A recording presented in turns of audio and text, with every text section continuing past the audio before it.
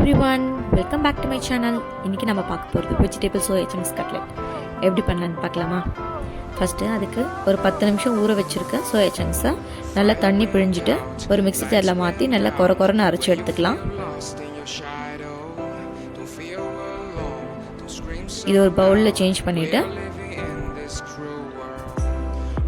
கூடவே ஒரு பெரிய சைஸ் ஆனியனை நல்லா ஃபைனாக சாப் பண்ணி எடுத்து அதில் ஆட் பண்ணிக்கலாம். அதில் உங்களுக்கு தேவையான அளவுக்கு சால்ட்டு,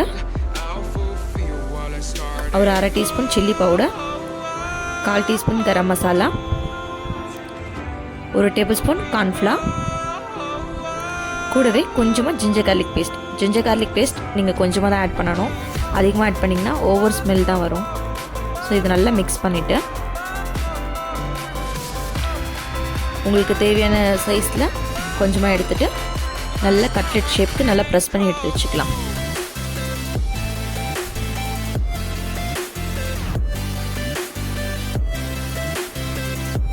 இப்போ இதுக்கு பைண்டிங் கொடுக்கறதுக்காக ஒரு டேபிள் ஸ்பூன் மைதா, கூடவே கொஞ்சமாக தண்ணி ஊற்றி நல்லா கலந்து எடுத்துக்கலாம்.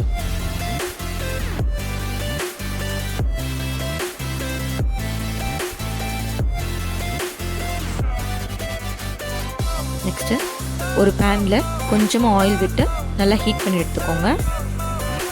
இப்போ இந்த கட்லெட்டை இந்த மைதா மாவு கலந்து வச்சுருக்கோம்ல அதில் நல்லா டிப் பண்ணி எடுத்துகிட்டு ப்ரெட் க்ரம்ஸில் நல்லா கோட் பண்ணி எடுத்துக்கலாம்.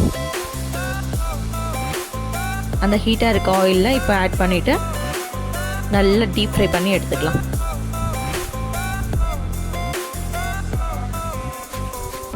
ஒரு 2 நிமிஷம் கழித்து கலர் சேஞ்ச் ஆகிடும். ஸோ இதை நல்லா திருப்பி போட்டு 2 பக்கமும் நல்லா கோல்டன் ப்ரௌன் ஆகிற மாதிரி நல்லா ஃப்ரை பண்ணி எடுத்துக்கலாம்.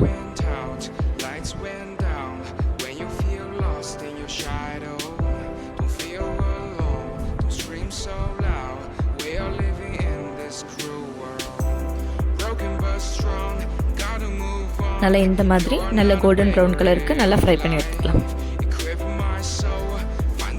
அவ்வளோதான், நம்ம சூப்பரான சோயா சங்க்ஸ் கட்லெட் ரெடி. இந்த வீடியோ உங்களுக்கு பிடிச்சிருந்தா லைக் பண்ணுங்கள், ஷேர் பண்ணுங்கள், கமெண்ட் பண்ணுங்கள். மறக்காமல் கீழே இருக்க பெல் ஐக்கானை கிளிக் பண்ணிடுங்க.